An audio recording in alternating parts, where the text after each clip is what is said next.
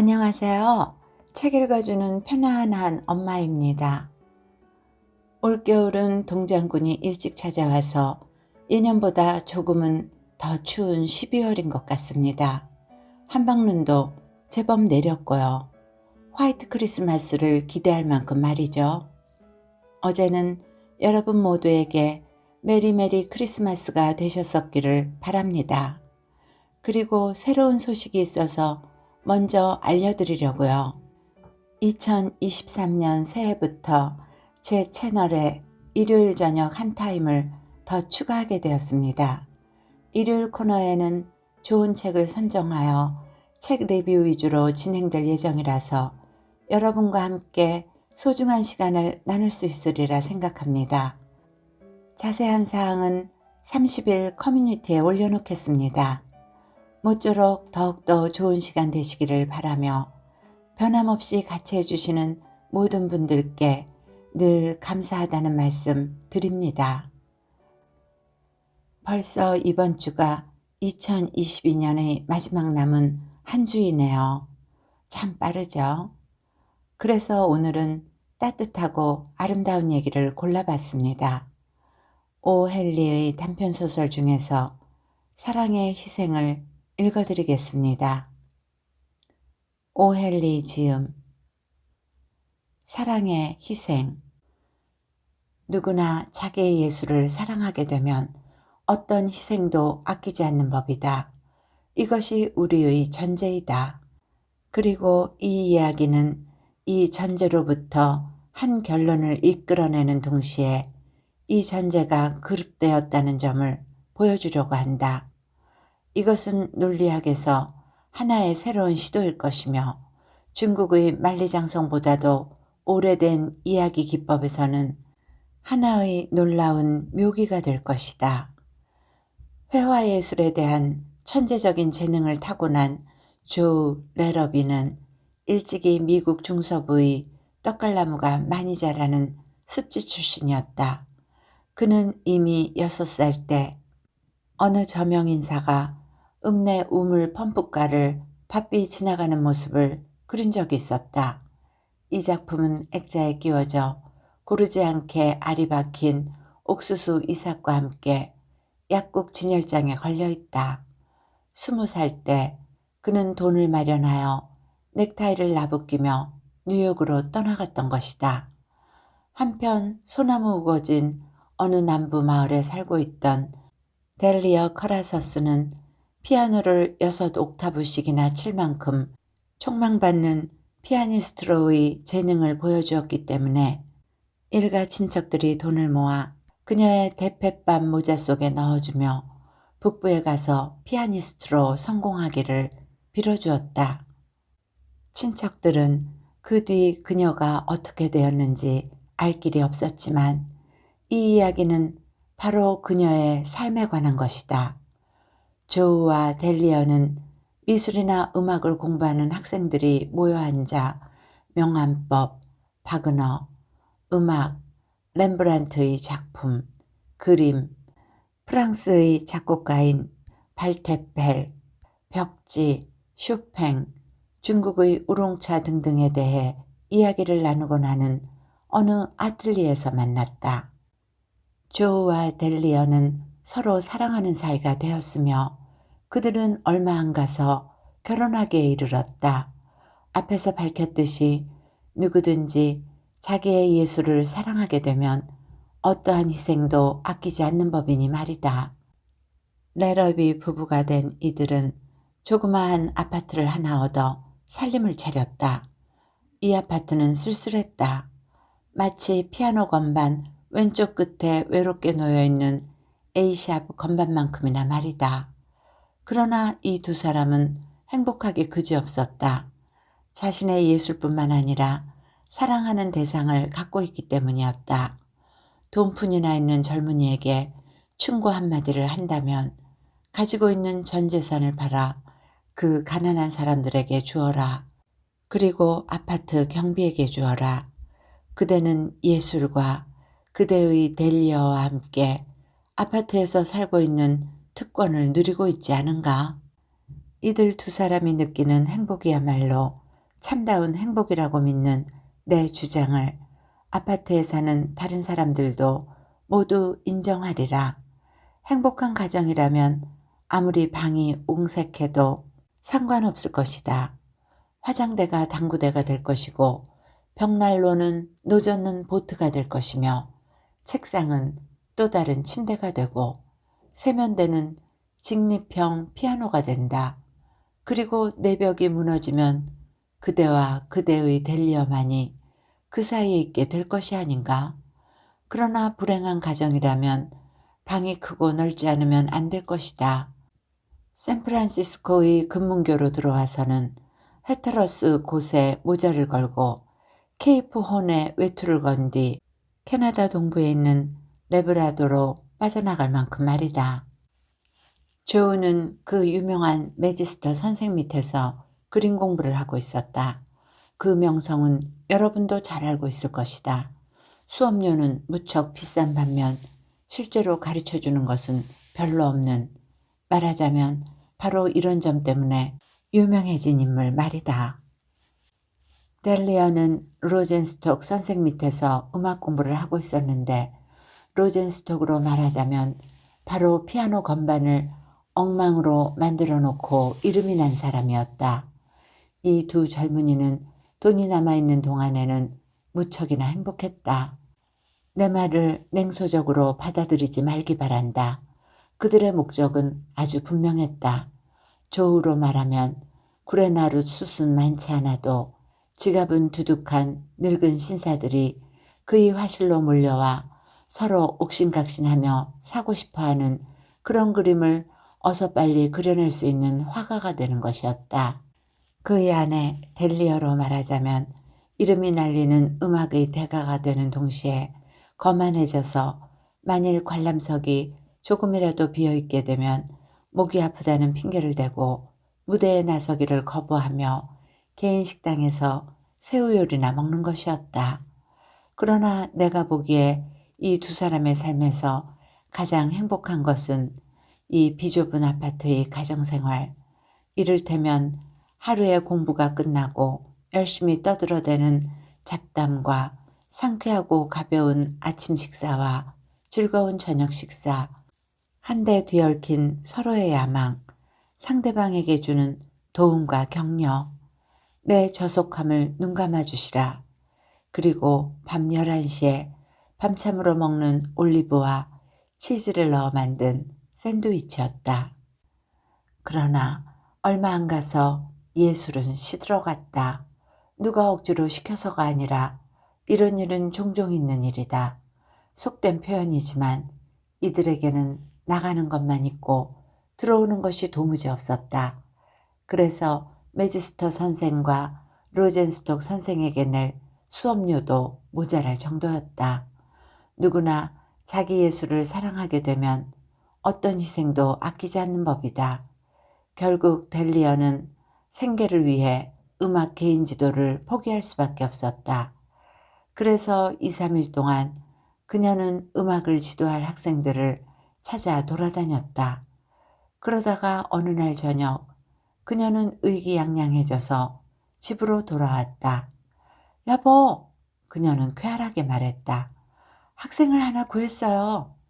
오, 정말 좋은 사람들이에요. 장군 A, B, 핑크니 장군의 따님이지 뭐예요. 17번가에 살고 있어요. 여보, 그 집이 얼마나 으리으리한지 아세요? 당신한테 그 집 앞문을 한번 보여주고 싶어요. 비잔틴 양식이라고 할 거예요. 게다가 집 내부는 또 어떻고요?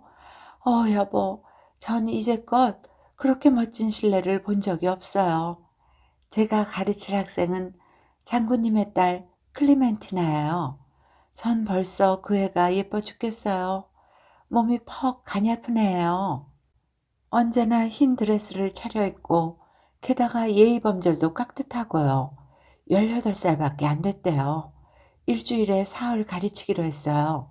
그런데 여보, 생각해 보세요. 하루 가르치는데 5달러를 주겠대요. 그 정도면 괜찮다고 생각해요. 학생 두셋만 더 구하면 전 다시 로젠스톡 선생님한테 개인 교수를 받을 수가 있어요. 여보, 이제 이마에 주름살을 좀 펴시고 즐겁게 저녁 식사를 하세요. 델리어, 잘 됐군 그래. 조우는 식칼과 손도끼로 완두콩 통조림을 따며 말했다. 한데 난 어떡하지?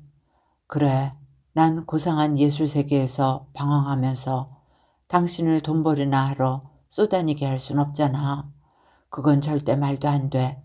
나도 신문팔이를 하든지 아니면 도로에 공사장이라도 나가 한두 푼이라도 벌어오겠소. 델리어는 조우에게 다가와 그의 목을 껴안았다. 여보, 그런 바보 같은 소리 하지 마세요. 그녀가 말했다. 당신은 공부를 계속해야 해요. 저도 제가 좋아하는 음악을 버리고 엉뚱한 일을 하는 건 아니잖아요. 전 가르치면서 동시에 배우는 거예요. 난 언제나 음악과 함께 있어요. 게다가 우린 일주일에 15달러 가지고도 백만장자 부럽지 않게 행복하게 살 수 있어요. 당신은 매지스터 선생님 곁을 떠날 생각을 하면 절대로 안 돼요. 그래, 좋아. 조우는 조개 모양을 한 푸른색 야채 접시를 향해 손을 뻗으며 말했다. 하지만 난 당신이 학생들을 가르치는 일을 싫어해. 그건 예술이 아니거든. 당신은 그런 일을 하기에는 너무 아까운 여자란 말이야. 누구나 자기 예술을 사랑하게 되면 어떤 희생도 아끼지 않는 법이에요. 델리어는 말했다. 내가 공원에서 그린 스케치를 매지스터 선생님께서 하늘이 잘 되었다고 칭찬해 주시더군.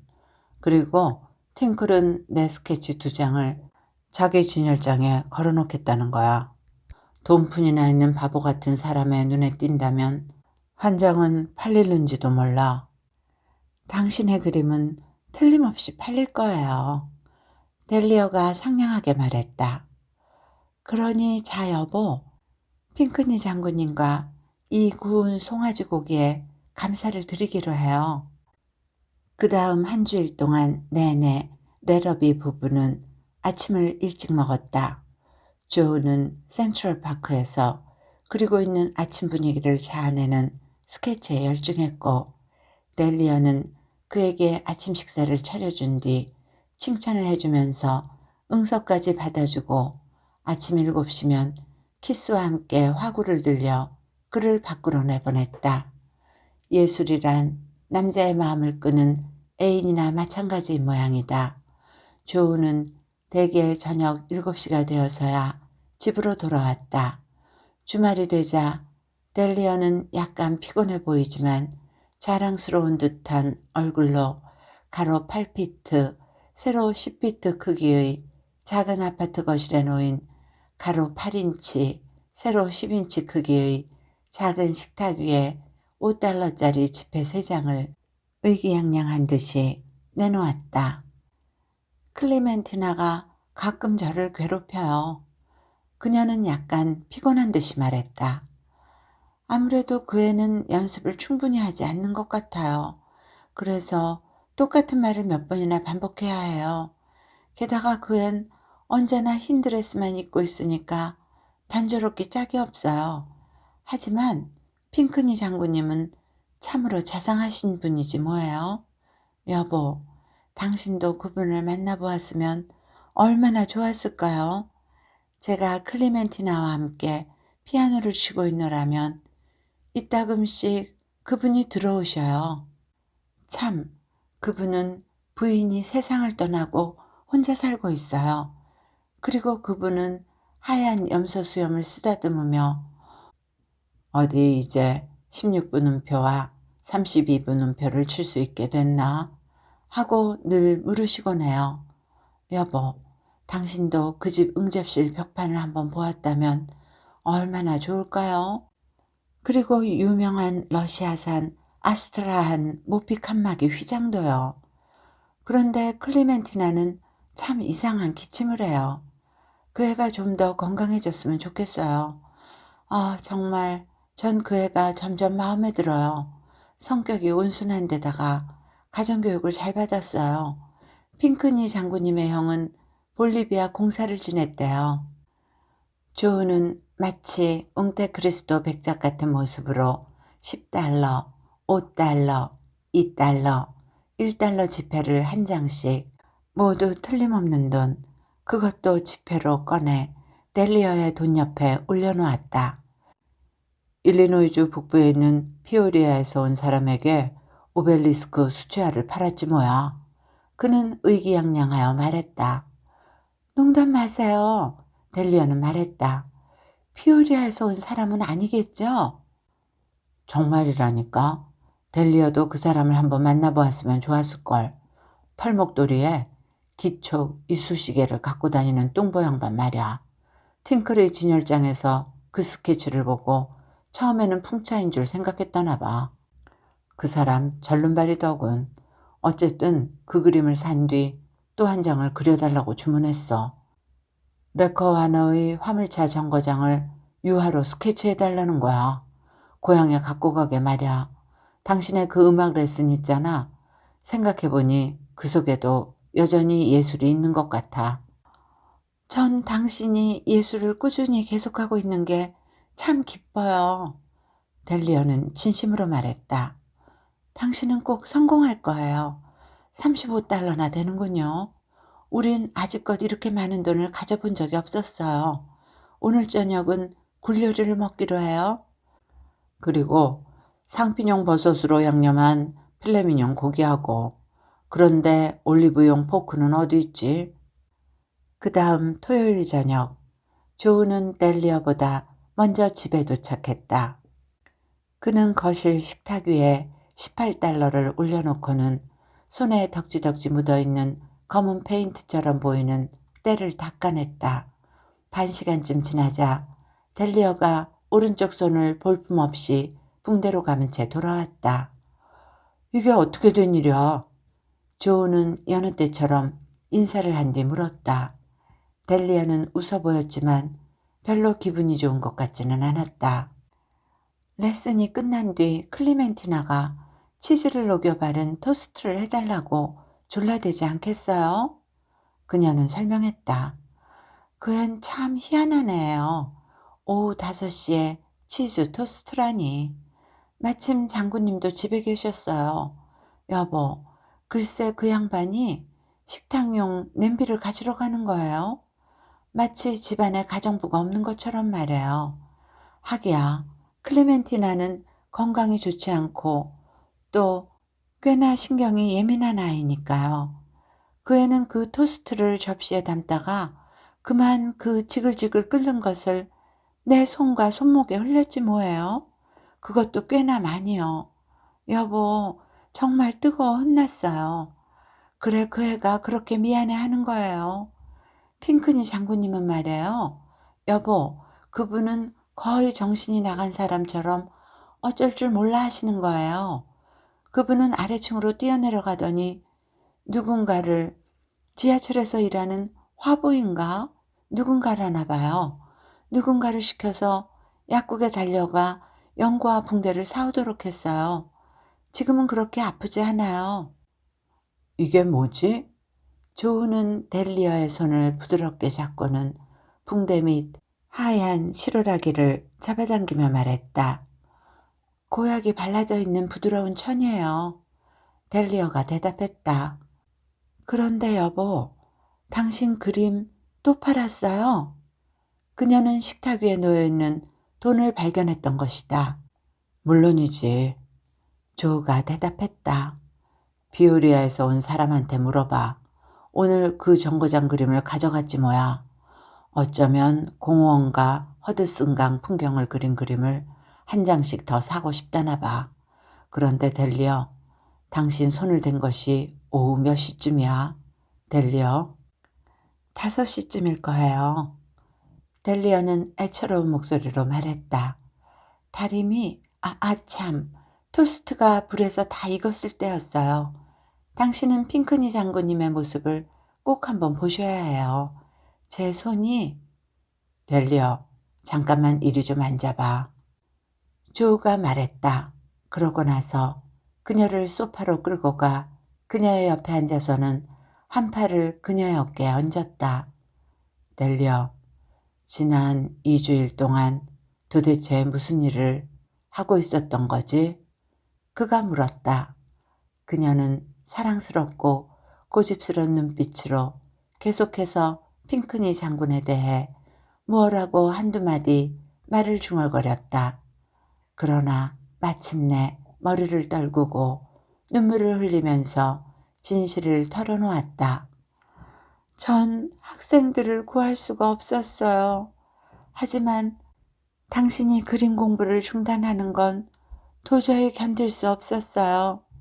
그래서 24번 도로에 있는 어느 큰 세탁소에서 셔츠를 다리는 일자리를 구했던 거예요. 여보, 어때요? 핑크니 장군과 클리멘티나 이야기가 정말 그럴듯하지 않아요? 오늘 오후 세탁소의 여직공 한 사람이 그만 실수로 불에 달구어진 다리미를 내 손에 올려놓았지 뭐예요. 난 집에 오는 동안 내내 그 치즈 토스트 이야기를 꾸며냈어요. 여보, 화 안 나셨죠? 내가 일자리를 구하지 않았더라면 당신은 당신 그림을 피오리아에서 온 사람한테 팔 수 없었을 거 아니에요? 그 사람은 피오리아에서 온 사람이 아니었어. 조우가 천천히 말했다. 그 사람이 어디서 왔든 상관없어요. 그녀가 말했다. 당신은 어쩌면 그렇게 머리가 좋으세요? 여보, 키스해 주세요. 제가 클리멘티나에게 음악을 가르치고 있지 않다는 걸 어떻게 하신 거예요? 조금 전 저녁까지만 해도 까맣게 모르고 있었지 뭐야. 조우는 말했다. 오늘 오후 위층에서 한 여자 종업원이 다리미질을 하다가 손을 대었다고 하길래 이 손 부스러기와 연고를 올려보내주지 않았던들 아직건 모르고 있었을 거야. 난 지난 2주일 동안 바로 그 세탁소에서 화부로 일하고 있었거든. 그렇다면 당신의 그림은? 내 그림을 사갔다는 피오리아 신사나 당신의 핑크니 장군이나 똑같은 예술의 산물이지. 그 이름은 미술도 음악도 예술도 아니지만 말야. 그리고 나서 두 사람은 함께 웃었다. 누구나 다 자기 예술을 사랑하게 되면 어떤 희생도 하고 조우가 다시 말을 이었다. 그러자 델리어는 그의 입술에 손을 갖다 대며 아니 틀렸어요 하고 말했다. 누구나 서로를 사랑하게 되면 이렇게 바꿔야 해요. 이야기는 여기까지입니다. 이 이야기 역시 크리스마스 선물이나 마지막 잎새처럼 오헨리가 즐겨 다루었던 뉴욕시에 사는 서민들을 주인공으로 하여서 그들의 삶의 애환을 그렸습니다. 이러한 작품을 통해 오헨리는 끊임없이 휴머니즘을 구현한 작가입니다. 따뜻한 시간이 되셨기를 바라며 오늘도 행복하세요.